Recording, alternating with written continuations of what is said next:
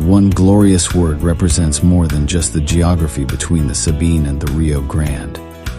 It represents a unique idea and way of life. A life of rugged individualism, proud self-reliance, gritty toughness, and fierce independence. That is what made Texas, and that is what will save her again. Howdy, folks. Sam Houston here. I want to thank you for tuning into the Feed Bandit podcast. Feed Bandit is the Texas first outdoors brand built by rabid Texans, for rabid Texans, and all those who aim to be one someday.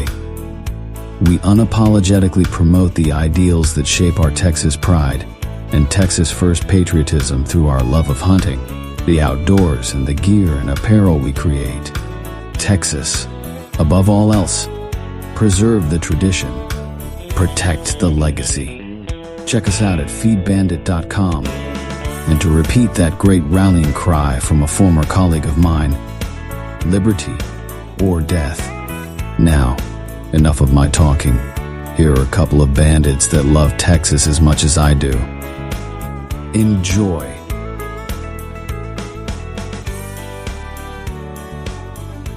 Howdy, friend. Welcome back to the Feed Bandit podcast. Jimmy back with you. And on this episode, I ran across an interesting article about something I had not known about, but I thought y'all might find it interesting and it might make for a decent podcast. It's called The Deer Crime of 1943. But first, let's talk about a little bit about Texas history. Did you know that in January of 1901, the Spindletop oil field was discovered? So on this day on January 10th, 1901, the Spindletop oil field was discovered on a salt dome south of Beaumont, making the birth of the modern petroleum industry. Patio Higgins, the prophet of Spindletop, and others had tried for years to find oil on Spindletop Hill, but with no success. In 1899, however, Higgins hooked up with Anthony F. Lucas. Yeah, I'm having trouble reading today. Despite negative reports from contemporary geologists, Lucas remained convinced that oil was in the salt domes of the Gulf Coast. On January 10th, mud began bubbling from a well that Lucas had spudded in the previous October. The startled roughnecks fled as 6 tons of 4-inch drilling pipe came shooting up out of the ground. After several minutes of quiet mud, then gas, then oil spurted out. The Lucas Geyser, found at a depth of 1,139 feet, blew a stream of oil over 100 feet high until it was capped 9 days later. The discovery of the Spindletop oil field had an almost incalculable effect on world and Texas history. Investors spent billions of dollars throughout the Lone Star State in search of oil and natural gas. The cheap fuel they found helped to revolutionize American transportation and industry. Many of the major oil companies were born at Spindletop or grew to major corporate size as a result of their involvement at Spindletop, including Texaco, Gulf Oil Corporation, Magnolia Petroleum Company, and Exxon Company, USA. So that discovery was what helped to further propel Texas into the pantheon of great states in the world, and by state I mean, country. And it continues to do that today. It is one of the top main reasons why we as Texans should reconsider our place in the Union and whether or not we should remain. Are we being completely exploited by the federal government and our other states? I'll leave that up to your thoughts on that matter, but we over here at Feed Bandit tend to believe that is the case. And should Texas become her own country again, her own republic again, we would not be hurting for any source of energy, that's for sure. And I found one other interesting thing that happened in January in Texas. This might only strike a chord with folks that are fellow alums of Corn Bandit and my beloved university. And so in 1890, rival Lubbock County towns consolidate. On this day in 1890, the rival Lubbock County towns of Lubbock and Monterey agreed to consolidate. In July 1890, W.A.E. Rayner and several associates found a suitable site for a town on the north side of Yellow House Draw in Lubbock County. But Rayner insisted on building on the south side of the canyon, assuming that trade routes and a possible railroad line could more readily reach that side. The group split over the issue, and Rayner alone established Monterey in August. The northern contingent, aided by Frank Wheelock and others, established the town of Lubbock at about the same time. Although a rivalry soon developed over which town would become the county seat, representatives from the two factions met that winter and reached a compromise. They agreed to retain the name Lubbock, select a new town site, consolidate the two towns, move buildings and houses to the new location, and organize a government. At the time of the merger, Monterey had a population of 50 and 32 buildings. The original site of Monterey was north of the present campus of Texas Tech University, Reckham. So I ran across that and thought that was kind of interesting because, Lubbock today completely engulfs, obviously, where Monterey was, and now what's there, or a remnant of that, is Lubbock Monterey High School. So any of you Red Raiders or any of y'all that live way out in West Texas around Lubbock or so, I thought maybe y'all might find that of interest. All right, let's move on to the deer crime of 1943. So I found this article in Deer and Deer Hunting. So let's go through this. Hopefully you'll find it of interest as well. In September 1939, Germany invaded Poland. During the dark months of the next 2.5 years, Europe exploded with tanks, bombs, and guns. The violent side of Hitler's new German policies proved worse than anyone could have imagined, including legendary conservationist Aldo Leopold. It is quite ironic how the perils of war run parallel with historic and current political battles over deer management. As the brutality of World War II increased, Leopold became entangled in vehement debates on the conservation front. Both state and national governments were promoting the construction of dams for more power and the clear-cutting of wilderness areas and state forests for more timber and roads. Leopold fought these acts with violence against nature with his sharpened pencil and lined notepads. His words deepened in philosophical content and scientific scope. As one of University of Wisconsin conservationist students said, when most biologists were thinking of individuals, he was thinking in terms of populations. When it was usual to think of populations, he was thinking in terms of ecosystems, and of humans as components of ecosystems.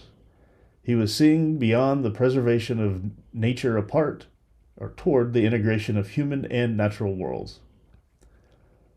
The titles of some of Leopold's most significant addresses, lectures, and essays of the warriors show the depth of the human questions he was tackling. Economics, Philosophy, and Land as one, A Biotic View of Land as another, War Ecology, Land Use and Democracy, and a Conservation Aesthetic. Leopold's solutions to conservation problems emphasize widespread, in-depth ecological education to change American assumptions about the land and the society's cultural values. He wrote, quote, "The real substance of conservation lie not in the physical projects of the government, but in the mental processes of citizens. All the acts of government, in short, are of slight importance to conservation except as they affect the acts and thoughts of citizens." Deer herd takes center stage. Leopold had a chance to distill this theoretical principle into action as he became embroiled in state politics. Since 1936, reports had been coming in of a population explosion in Wisconsin's white-tailed deer herd. The state had experienced mild winters, it had not been nearly wolfless, and had been nearly wolfless for years due to an effective bounty system. As a result, deer were destroying their habitat. They were feeding heavily on the seedlings of the state's newly replanted tree forests, and yet many Northwoods deer were still starving to death. At first, most deer hunters refused to acknowledge the problem. Less than 20 years earlier, conservationists had pressed for deer hunting limits and wolf eradication, saying there are too few deer. Now there are too many deer for the habitat. Why should hunters believe the conservationists? In 1942, as the deer crisis was coming to a head, the governor called upon Leopold to serve on the Conservation Commission, which appointed him to its Citizens Deer Committee. A friend, Wallace Grange, wrote of the governor's decision, quote, "I am still rubbing my eyes in disbelief over the state's inconceivably good fortune in having you on the commission. I thought those things happened only in the storybooks. The situation has become so hopeless as to be almost irredeemable. Now it is as fresh as a seed, which has germinated after long dormancy. The ecology of the Conservation Commission has been subjected to something that will leave its mark on the face of things from here onward." End quote. The Wisconsin State Journal applauded the appointment just as enthusiastically, quote, "Although Leopold may not be a popular commissioner with everyone, he, better than any other man in Wisconsin, and probably better than any other man in the entire country, knows what real conservation is and how to achieve it. That will involve stepping on toes, but fortified by and informed love for nature and having no political axes to grind, he will not be reluctant to step. If the people of Wisconsin allow men like Leopold to direct their conservation program, the generations to come will be blessed." The newspaper's words proved beyond prophetic. Leopold's public education effort began without delay. He led members of the public into winter fields. There, they saw white-tailed fawns too weak to stand and mature does that could not flee when people approached. Leopold called the group's attention to seedlings, limbs, and young trunks that had been nibbled to nothing.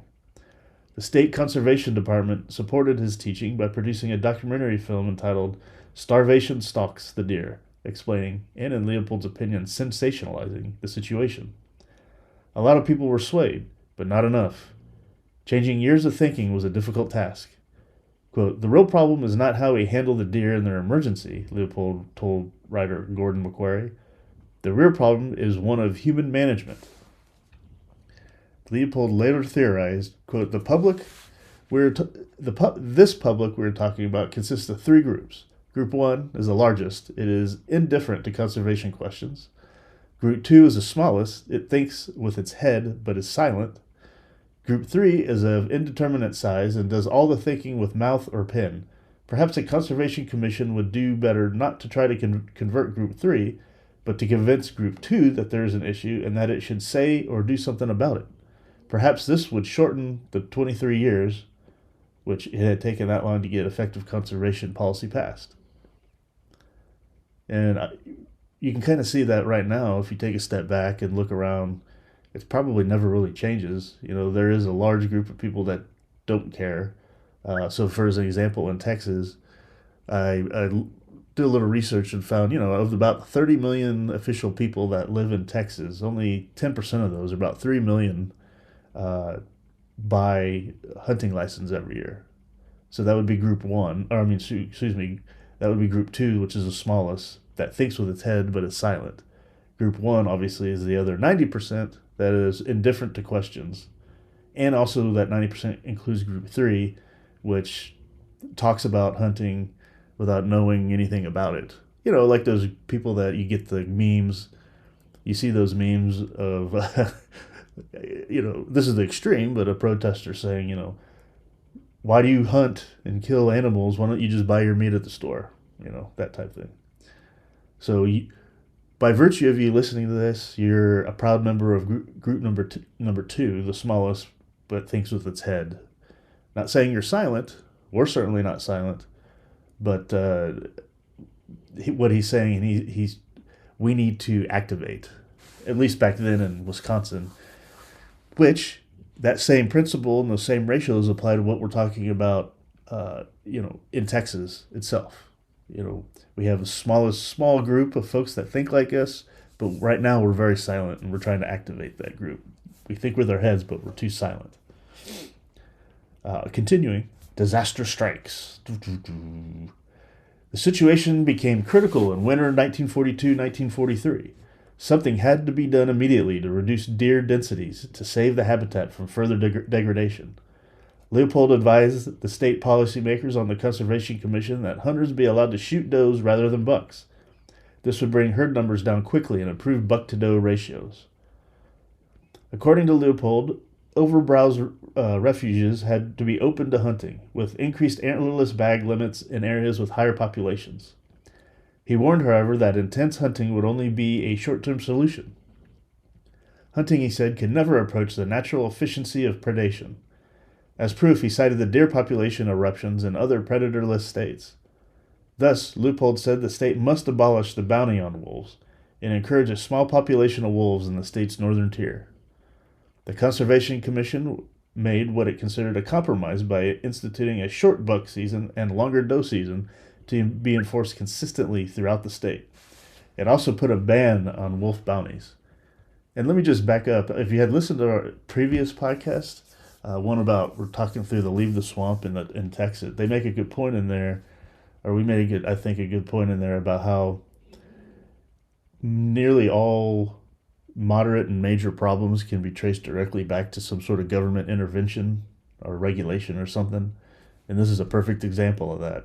Government creating bounties on wolves, destroying the wolf population, deer herd explodes, the deer are suffering majorly because of that, and now what do? Government has to come in and quote-unquote create the solution by banning bounties and allowing additional hunting. Rather than maybe just letting landowners figure that out themselves. But I digress. Leopold saw this as the worst of all possible situations, or solutions. Indeed, the compromise turned out to be a disaster, which became known as the Crime of 43. So there you have it. During that year's hunting season, deer were slaughtered in easy-to-reach areas, while herd numbers remained large in more remote spots. Poaching was rife. More government solutions creating greater problems. Enraged Wisconsin deer hunters called for an end to advice from wildlife managers. In hopes of rebuilding the deer herd, they again called for a total eradication of the wolf population via return of the bounty system. Here we go. Leopold stood firm against the tide. He asked for a study on wolf ecology so the public would have definite facts upon which to base its decisions. But the prejudice against the wolf ran too deep to be undone by science. One sporting club couched its rage in racist wartime metaphors. Quote, "The wolf is the Nazi of the forest. He takes the deer and some small fry. The fox is a sly Jap who takes the choice morsels of game and the songbirds. Can Professor Leopold justify their existence because deer meant for human consumption should be fed to the Nazi because we must have that protection for the trees?" Here we never go to government for a solution. Anyway, the situation gets ugly. The venom of the attacks increased. Some hunters in Hayward, Wisconsin, started the Save the Deer Club. They assailed Leopold and the commission in their newsletter, calling him Bambi Killer. Leopold fired back with a public statement. "Those who assume that we'd be better off without any wolves are assuming more knowledge of how nature works than I claim to possess." The club newsletter retaliated. Read it again because it has that touch of Leopoldian egotism and insinuates that he, the great Aldo, places his knowledge above that of any West Wisconsin citizen. The deer controversy unraveled Leopold's health even more. Pains in his thighs and upper jaw required surgery. Sleep eluded him. The strain on him showed itself in other areas as well. Leopold found himself painfully at odds with some of his colleagues and former students, including Hans Albert Hochbaum, a former student skilled in wildlife research and art, and Paul Arrington, a scientist working with Leopold on prairie chicken research. Yet many of Leopold's colleagues and students recall that the professor hardly ever ended tense conversations without the statement, "Let's not sweat the small potatoes." A turning point. Many of Leopold's fellow citizens, deer hunters, and even professional colleagues did not fully comprehend his brilliant understanding of conservation until Hochbaum coaxed it out of him with a new approach. That inspired transpired when Leopold penned a book of personal essays. While editing the book for his mentor, Hochbaum suggested that Leopold admit that he, too, once viewed wolves with disdain. Quote, "You never drop a hint that you yourself have lacked something. Humility," Hochbaum wrote. "You'll have to admit you've got at least a drop of blood on your hands. I think your case for the wilderness is all the stronger if, in one of these pieces, you admit that you haven't always smoked the same tobacco." On April 1st, 1944, in response to Hochbaum's comments and his own wranglings with the Conservation Commission, Leopold wrote the essay, Thinking Like a Mountain. In it, he described the wolf that he had once shot in the Apache National Forest. In the essay, he told of the fierce green fire he had seen in the wolf's dying eyes. Quote, "I was young then and full of trigger itch," he wrote. "I thought that because fewer wolves meant more deer, and that no wolves would mean a hunter's paradise. But after seeing the green fire die, I sensed that neither the wolf nor the mountain agreed with such a view." Leopold concluded the essay by referring to the words of Henry David Thoreau. Quote, "In wilderness is the preservation of the world. Perhaps this is the hidden meaning in the howl of the wolf, long known among the mountains, but seldom perceived among men." Hochbaum thought the essay fit the bill perfectly. The wolf became a symbol for Leopold of the fierce green fire of healthy, wild land, and he said that those who understand the role of predators understand some of the inner workings and drama of the land itself. Quote, "You cannot love game and hate predators. The land is one organism," he wrote. Another breakthrough. Leopold's shift in philosophy towards predators in the animal kingdom applied to the plant kingdom as well. Leopold once considered fire the forest and grassland's enemy. Now he began experimenting with it as one of the elements that could help move degraded land towards greater health. At his university's Arboretum, Leopold and his students worked with botanist John Curtis in setting up small burn plots aimed at uncovering the role of fire in prairie growth cycles. True to their suspicions, the scientists discovered fire was an essential ingredient in a healthy ecosystem. It rebuilt the soil, diversified plant and animal life, and broke open the seeds of some plant species. Today, prescribed burning is used by deer managers across North America to improve habitat for all species. Despite the diversions, Leopold had no respite from his ordeals. The battles over whitetails and wolves continued with Leopold as the public's favorite target. For many years to come, Wisconsinites would have to grapple with the issue. Inevitably, Leopold would be caught in the crossfire. Conclusion. Mercilessly, World War II and its deadly machinery sped dangerously onward. Out of the blue, in February 1945, Carl Leopold called from Chicago to tell his dad that he had just arrived home on a month's leave from his Marine duty. He and his wife took the train to Madison, Wisconsin, a few days later. Carl stepped off the train, and Aldo and Estella wrapped their son in their arms. For the first time, Carl saw his father cry. Then, in August 1945, after a horrendous crescendo, the war ended. All of Leopold's graduate students returned to the States unharmed, but 2 of his undergraduates had been killed in action. Pondering these deaths and the agonies of the atomic bomb, Leopold sat down to write an essay he never finished. Quote, "We are now confronted by the fact that wars are no longer won. All wars are lost by all who wage them. The only difference between participants is the degree and kind of losses they sustain. Science has so sharpened the fighter's sword that it is impossible for him to cut his enemy without cutting himself." Well, I hope you found that of interest. It touches on a few things. Of course, deer management mainly, but also predator management. You know, if you get into a scenario or a mindset of, trying to want to kill everything at all times, basically an eradication mindset, you see what can happen. And I would say, especially, and I don't know the answer to this, as, we're familiar with a lot, and El Rancho Bandido is kind of managed, for deer. It has high fences, and then there are predator hunting programs on it and whatnot. But I guess so long as the tags that are issued are correct and proportionate to the area, the county is correct and the deer herd is well understood, then I imagine it's okay to always, if you shoot a yote or something like that to go ahead and do that.